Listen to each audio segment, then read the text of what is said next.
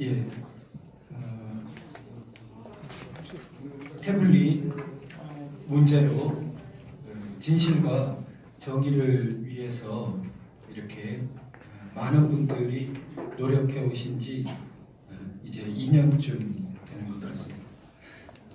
그 사이에 이러한 투쟁 가운데에서 유명을 달리하신 애국열사 분들도 여러분 계시고, 또 변희재 대표를 비롯해서 관련 투쟁과 관련 사안으로 옥고를 치르고 계시거나 치르셨던 분도 여러분 계십니다. 그분들 포함해서 또 그런 뜨거운 마음으로 이 자리에 함께 해주신, 또 방송 앞에 계신 모든 분들께 위로와 감사의 말씀을 먼저 드리고 싶습니다. 그러나 그분들의 고귀한 노력과 희생은 헛되지 않았고, 2년간의 길다면 길고 짧다면 짧은 긴 역사에서 볼 땐 그런 시간을 거치면서 분명히 하나의 대통령을 정점으로 한 정권을 무너뜨리는 그러한 정변에 아주 상징적이고도 핵심적인 조작물로 등장했던 태블릿의 진실에 관해서 닫혀있던 거대한 그 벽이 허물어지고 있습니다. 그러한 그 노력들 에는 저처럼 여기 이렇게 마이크 앞에 나와 있는 분보다 얼굴을 드러내지 않은 많은 분들의 노력이 너무나 컸습니다.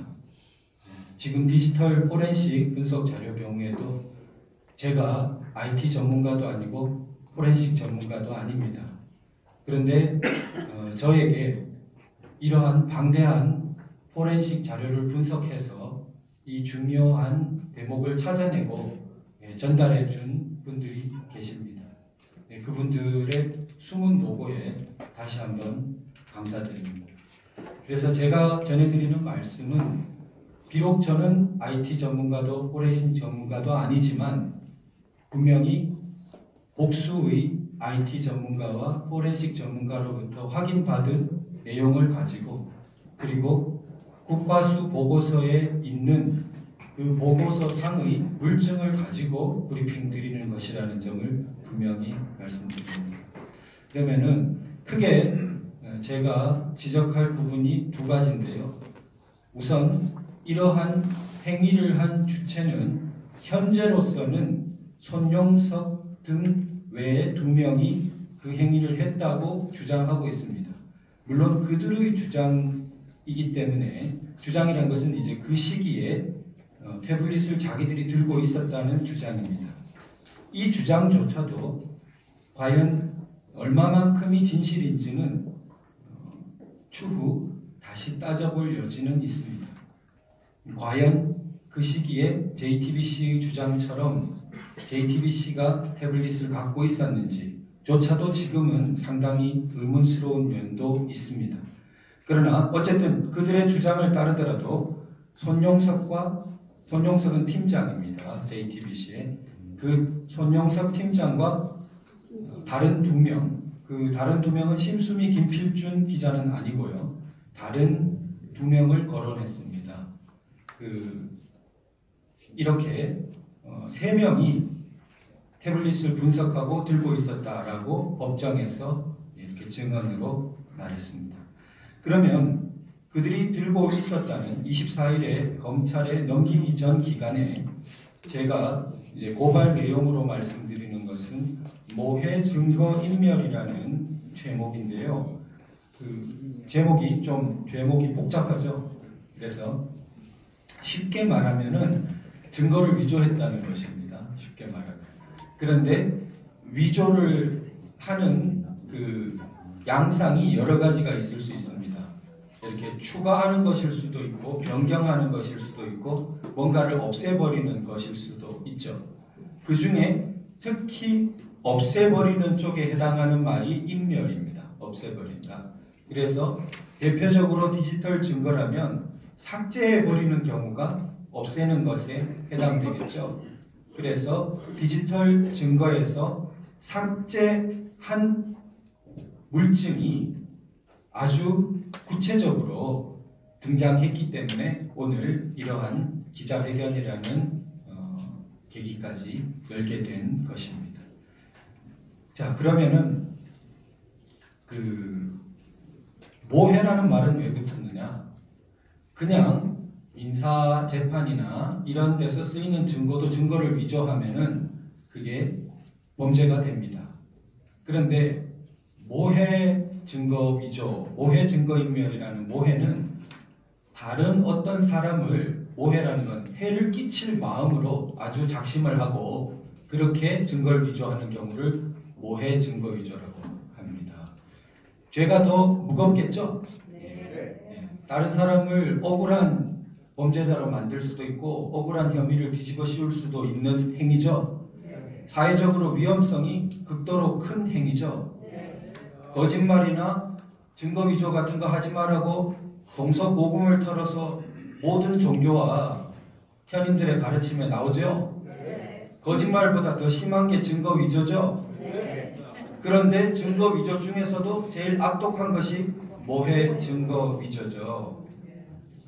자, 그러면은 어떻게 해서 해를 끼치는 작심을 했다고 볼 수 있느냐? 지금 일단 디지털 증거에 대해서 하나만 더 기초적인 지식을 말씀드리고 진행하면 디지털 증거는 일반 증거와 다른 특성이 있습니다. 그것은 이제 굉장히 널리 받아들여지는 상식인데요. 학계라든지 모든 곳에서 가장 큰 특징이 뭐냐면은 위변조가 쉽다는 것이에요.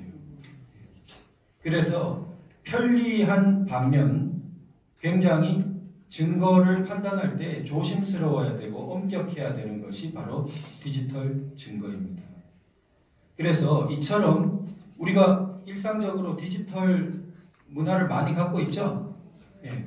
그래서 남이 보낸 문자 복사를 한 다음에 몇 글자 바꿔가지고 딴 사람한테 보내면서 얘가 이렇게 말했더라 하면은 쉽게 싸움을 불러일으킬 수 있죠. 예, 그게 디지털 증거의 속성입니다. 그처럼 위변조가 그러면은 받아보는 사람이 쉽게 진정성 여부를 판단할 수 있습니까? 없죠. 네. 그게 디지털 증거의 속성이에요. 깜쪽같이 진본처럼 보이게 할 수 있는 것입니다. 그래서 디지털 증거가 법정에서 증거로 제출될 때는 특히 형사재판에 관해서는 선진국에서부터 법리가 발전되기를 이건 엄격한 포렌식 과정을 거쳐서 증거로 해야만 적법한 증거가 되지 그렇지 않다가는 굉장히 대혼란을 불러오겠다. 당연히 그런 경찰이나 검찰 관계자들이 생각했겠죠. 네. 그래서 우리나라에도 선진국의 규정을 받아들여서 엄격한 포렌식 절차 규정이 마련되어 있고 탄핵 사태 이전에는 실제로 잘 적용되던 것이었습니다. 그런데 탄핵 사태 이래로 이게 굉장히 허물어져 버렸고 그 입구에 대표적으로 서 있는 것이 태블릿입니다. 그러면은 그렇게 엄격한 포렌식 절차에서 가장 강조하는 한 가지가 무결성입니다. 무결성의 원칙이라고 하는데요. 그러면은 뭐가 무결성이냐? 증거로 파악되는 순간 그것은 더 이상 함부로 건드리면 안 된다라는 것이 무결성입니다. 당연히 그렇겠죠. 심지어는 어떻게 돼 있냐면 전원이 켜져 있으면 켜져 있는 대로 끄지 말아야 하고 꺼져 있으면 꺼져 있는 대로 켜지 말아야 합니다. 그것이 원칙이에요. 그런데 우리가 얼마나 허물어졌냐 하면 JTBC나 검찰 측이 예사로 변명하기를 부팅을 하니까 새로 키니까 자동 업데이트들이 막 되면서 포렌식 보고서상에 온갖 수정 삭제 이런 게 일어났다고 예사로 말을 하는 겁니다. 그러고도 아무런 잘못됐다는 가책도 안 받고 그런 얘기를 해요. 그만큼 우리가 야만과 후진국으로 후퇴하는 것입니다. 그것은 디지털 포렌식의 상식을 알고 있는 사람이면 그 자체부터가 완전히 절차를 처음부터 어겨버린 거예요. 중요한 증거를 함부로 꽂아 있으면 키지 말아야 돼요. 그럼 언제 켜야 됩니까? 포렌식 검사관한테 고의 갖다 줘서 거기서부터 켜야 되는 것입니다. 그래서 그 포렌식 조사관이 단계별로 단계를 기록하면서 그것을 조심스럽게 포렌식 보고서를 내야 되는 것입니다. 자, 그런데 우리 지금 그것을 단순히 켠 정도가 아니라 오늘 제가 이제 두 가지 대표적으로 보여드리겠습니다. 우선 이제 화면을 한번 보시죠. 이거 보이십니까? 보이세요? 흐릿. 여기 컨텍스트부터죠. 컨텍스트부터.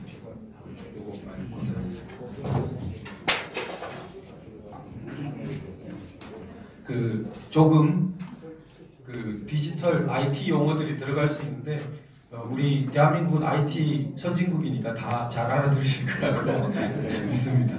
자, 우리 보시면은 지금 요 다음 화면 제가 먼저 하려고 하는데 컨텍스트부터 봐주십시오. 자, 그러면 보시면은 컨텍스트라고 지금 나와요. 보이십니까? 여기 609번 노란 줄 표시해 놓은 것에 컨텍스트 2. 꺼져버렸네요. 꺼져버렸어요. 네. 컨텍스트 2 이렇게 나오죠? 네, 거기 설명을 드리면은 컨텍스트 2 저것이 그 안드로이드 운영 체제에서는 전화번호부 목록, 즉 연락처 목록, 연락처 목록을 갖고 있는 .db라고 되어 있죠. 데이터베이스입니다. 그러니까 연락처 목록을 저장하고 있는 데이터베이스 항목입니다. 그러니까 이런 식으로 디지털 기기는 각 항목을 이렇게 묶어서 어떤 데이터베이스, 또 다른 항목의 데이터베이스 이렇게 분리해서 저장해 놓겠죠. 그 중에 이 컨텍스트라는 것은 컨텍스트라는 말에서 보듯이 연락처, 전화번호부 이런 것을 저장하고 있는 데이터베이스입니다. 그런데 이 609행을 쭉 따라가 보시면 끝까지 가보죠. 609행의 끝까지 가보면요, 그 제일 끝에 수정 일시가 있어요. 위에 보면 수정 일시가 있죠. 네. 수정 일시에 보면 어떻게 되어 있습니까? 2016년 10월 24일이라고 되어 있죠. 2016년 10월 24일은 JTBC 주장에 따르면 검찰에 넘겨주던 그때예요. 24일. 자, 그래서 이 시기에 그러면은 어떤 일이 일어났습니까? 여기를 건드렸다는 거죠. 연락처를. 그래서 연락처를 건드렸다라는 것이 지금 여기에 기록되어 있는 것입니다. 이게 지금 아직 포렌식을 돌리기 전 시간이에요. 저 시간은. 포렌식 보고서는 5시 이후에 돌렸습니다. 그러면은 이 4시경이기 때문에 아직 돌리기 전 시간에 여기를 건드린 것이 나온 것입니다. 자, 그 다음에 요걸 좀 더 상세히 보는 다음 화면으로 가보겠습니다. 또 3288행이라든지 이렇게 표시되어 있는 곳에서 자, 뭐가 보입니까? 파일이 컨텍스트2하고 그 다음에 대시 해가지고 뭐가 막 쓰여져 있죠? MJ 어쩌고. 그런데 이것이 어찌 되나 보죠. 여기 보면 상태가 딜리티드라고 삭제됐다고 나오죠? 네. 이 대목이 들어간 것입니다. 연락처가 구체적으로 삭제되고 있습니다. 그러면 삭제되는 것이 일시가 언제인지 옆으로 가보죠. 네, 크기는 작아요. 연락처니까 73바이트, 뭐 73글자라고 그래요. 그러니까 연락처니까 뭐 긴 글자를 필요로 하지 않죠. 이름, 뭐 전화번호, 뭐 이런 거. 자, 그러면 수정 일시 보면 2016년 10월 22일 저건 JTBC가 완전히 수중에 갖고 있다고 말하고 있는 그때예요. 그때에 자 이게 JTBC가 갖고 있었건 혹은 심지어는 검찰이 그때 이미 갖고 있었건 저걸 저렇게 건드리면 어떻게 됩니까? 건드리는 정도가 아니라 옛날에는 건드린다 했는데 그러니까 JTBC가 변명하기를 뭐 변경하거나 다운로드 받거나 그런 게 그러니까 다운로드 받거나 이런 게 무슨 문제냐 이렇게 변명 아닌 변명을 했었어요. 그런데 지금 나오기를 어떻게 나옵니까? 다운로드 이런 게 아니라 삭제했다고 나오죠. 삭제했다. 그리고 그 시기는 JTBC가 자기들이 갖고 있었다고 말하는 시기다. 그리고 삭제한 파일은 연락처 목록이다. 전화번호 같은 것에 누구 목록. 그래서 다음을 보여주시죠. 이처럼 그 항목들을 모아놓은 것입니다. 보시면 행이 지금 엑셀로 다시 정렬해서 뭐 3894도 있고 4200 번대도 있고 이렇게 나갑니다. 모아보니까 이런 게 31개나 있어요. 이렇게 해서 수정 일시 가보면은 삭제한 구체적인 날짜가 수정 일시를 보면 22일에서 24일에 걸쳐서 저러고 있는 것을 볼 수 있습니다. 지금 최초 검찰 포렌식 보고서에 보면 연락처라고 되는 항목에 불과 10명 미만의 사람만 남아 있었어요. 연락처 항목은 이 태블릿의 실사용자가 누구인지를 규명하거나 추정하는데 굉장히 중요하겠죠. 이 사람이 누구랑 연락처에 담아두고 있냐. 우리도 주인 잃어버린 휴대폰 찾으면 그거 어떻게 추정해요? 그 사람의 통화 목록이나 그 사람의 연락처 항목을 보고 거기 연락처 많이 한 사람한테 연락해보고 그러지 않겠어요? 그러니까 그 사람의 누가 실사용자인가를 규명하는데 굉장히 결정적인 정보를 담고 있는 것이 연락처 목록, 전화번호 목록이란 말입니다. 그러니까 몰아가기가 쉬웠던 거죠. 김한수는 조카다. 이병헌은 이병헌은 조카다. 김한수는 이병헌의 친구다. 이러면서. 그러니까 다 최순실에 연결된 사람이다. 몰아가기가 쉬웠던 겁니다. 그러면은 이 행위를 한 사람은 실수로 했겠냐고요. 고의로 삭제했죠. 그리고 왜 하필 연락처를 건드렸을까? 그건 실사용자를 자기가 몰아가려고 싶은 사람한테로 몰아가기 위해서 저렇게 31명을 날렸다라는 혐의를 우리가 합리적인 의심이 되죠. 그래서 우리가 고발할 만큼의 근거는 충분하죠. 우리가 절대자가 아니기 때문에 100% 알 수는 없고 또 추가 조사의 여지는 있겠지만 적어도 고발할 정도의 근거는 충분하지 않습니까? 박수 한번 치세요. 그 다음 이제 큰 두 번째로 가보죠. 두 번째 텔레폰이 봐주시죠. 이 부분인데요. 이 부분은 조금 더 까다로워요. 근데 자 설명을 한번 우선 큰 거를 이해하면 됩니다. 뭐냐면 여기서 텔레폰 있죠? DB라고 나와요. 아까 전처럼 DB는 계속 나오죠. 데이터베이스. 그럼 데이터베이스를 항목별로 이렇게 묶는다고 그랬죠. 그러면 디지털 기기가 아까 전에는 연락처를 항목을 이렇게 묶어서 데이터베이스로 갖고 있었고 지금은 텔레폰이라는 이름으로 뭔가 정보를 분류해가지고 지금 모아서 갖고 있는 거예요. 그런데 이런 IT 전문가들이 밝히기로는 텔레폰이라는 것은 뭘 저장하냐 하면요. 이름처럼 통화 목록 또는 문자 메시지 목록, 카톡 대화 목록 주로 이 세 개를 저장하고 있는 곳이라고 합니다. 당연히 그런 우리 휴대폰 생각하더라도 그걸 저장하고 있는 데이터베이스가 있겠죠? 그게 텔레폰입니다. 그런데 이 태블릿 PC는 통화 기능이 없다고 다 밝혀졌죠? 그러니까 통화 목록은 나올 이유가 없어요. 그 다음에 이 태블릿 PC의 문자는 극히 몇 개 안 돼요. 그래서 뭐 10개 남아있나 이런 수준이에요. 그러니까 문자 메시지 목록이라는 건 거의 의미가 없다시피 합니다. 다만 카톡 대화방 경우에는 400 몇 개 정도가 있었던 흔적이 있어요. 그런데 그나마 한글 형태로 나온 건 10몇 개 불과해요. 그래서 분명히 440개 가까이 카톡 대화방이 존재했다는 게 나오는데 대부분 알아먹을 수 없도록 되어 있고 10몇 개 정도 의미 없는 광고성 이런 것만 남아있기 때문에 굉장히 의심을 받았던 겁니다. 게다가 JTBC는 카톡 대화방 중에 하나라면서 김한수와 최서원 씨가 카톡을 주고받았다고 많이 떠들었죠. 네. 나중에 몰리니까 그거는 활성 채팅창처럼 바탕화면에 떠 있었던 것뿐이었다. 이런 변명도 하곤 했습니다. 그런데 이 카톡 목록을 보면 대화방 내용을 보면 그 또한 실사용자가 누구인가를 밝히는데 굉장히 지름길이고 결정적이겠죠.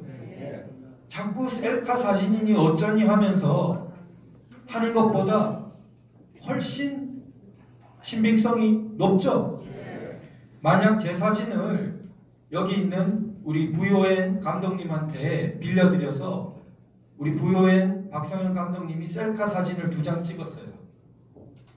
그러면은 그 셀카 사진 2장 남아있는 것 때문에 이 휴대폰이 박성현 감독님 거라고 추정받습니까? 여기에 있는 카톡 목록을 보면은 박성현 감독님과는 관계없는 도태우와 관계 있는 게 쭉 들어있는 거죠. 400 몇십 개나 들어있다면 그거 풀어내 보면은 중요한 내용이 다 나오겠죠. 그런데 안 했다는 겁니다. 그것을 그래서 검찰까지 의심을 할 수밖에 없는 것입니다. 왜 안 했느냐? 기술적으로 불가능했다? 전문가들에 의하면 카톡 복원은 지워도 굉장히 요즘은 그 IT 기술이 발전했기 때문에 상당히 복원이 가능하다고 그래요. 그런데 안 한 겁니다. 안 하고 지금까지도 안 해줘요. 2년이 지나도록. 자, 그래서 의심을 받았는데 이번에는 뭐까지 나왔느냐? 이 카톡 대화방 내용이 들어있는 DB가 바로 텔레포니.db예요. 그런데 이 DB를 진짜 건드렸어요. 언제 건드렸느냐부터 보죠. 끝으로 가보면 수정 일시를 보면 중간에 22일 나오죠. 요 세 개 중에 중간 것이 중요합니다. 그래서 22일 날 결정적으로 건드린 흔적이 된 건데 저 보통 사람은 알 수 없어요. 저도 듣고서야 아는데 뭐냐면 대시하고 WAL이라고 써져 있죠. 중간께 WAL이 약자가 Write Ahead Log예요. 쓰다 Write Ahead 좀 전에 로그 기록할 때 로그예요. 좀 전에 이렇게 모아둔 쓴 로그라는 기록이에요.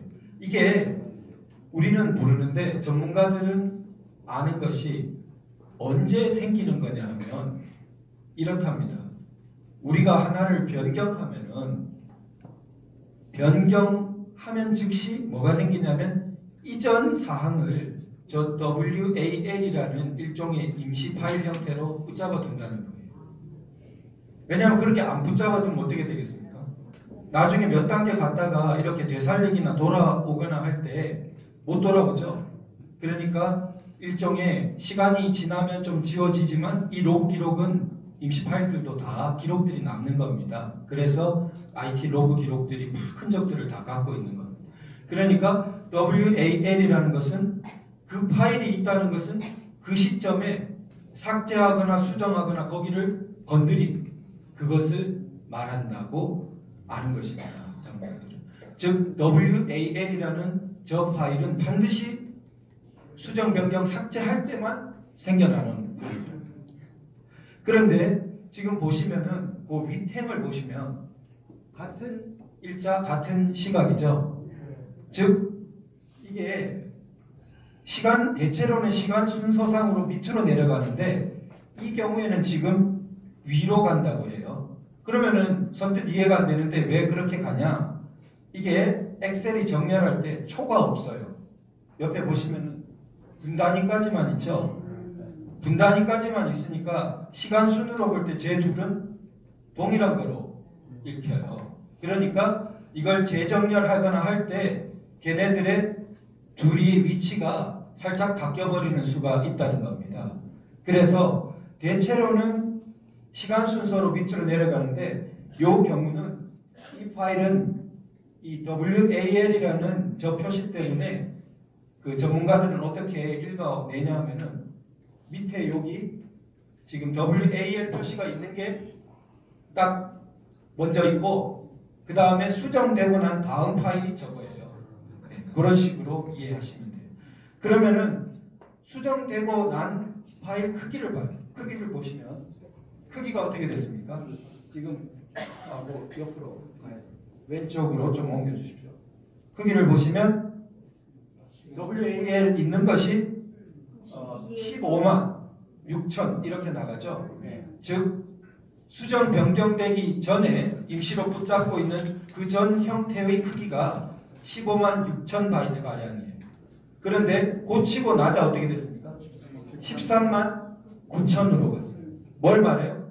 17,000 바이트가 없어진 거죠. 17,000 바이트 전문가들은 17,000자쯤이라고 해요. 17,000자 적다면 적을 수 있어요. 그러나 카톡 대화방에 17,000자 가량의 글자가 써져 있었던 거예요. 그 17,000자 어디로 갔냐는 거예요. 그 17,000자를 왜 건드렸냐는 겁니다. 중요한 시사점을 갖고 있죠. 네. 카톡 대화방의 내용이 그러면은 이것 또한 아까 전과 같은 논리죠. 왜 거기를 건드렸겠느냐? 왜 거기에 17,000자를 삭제했겠느냐? 그것은 실사용자에 대해서 어떤 사람으로 몰아가려는 정황이 굉장히 많이 드러나 있는 거죠.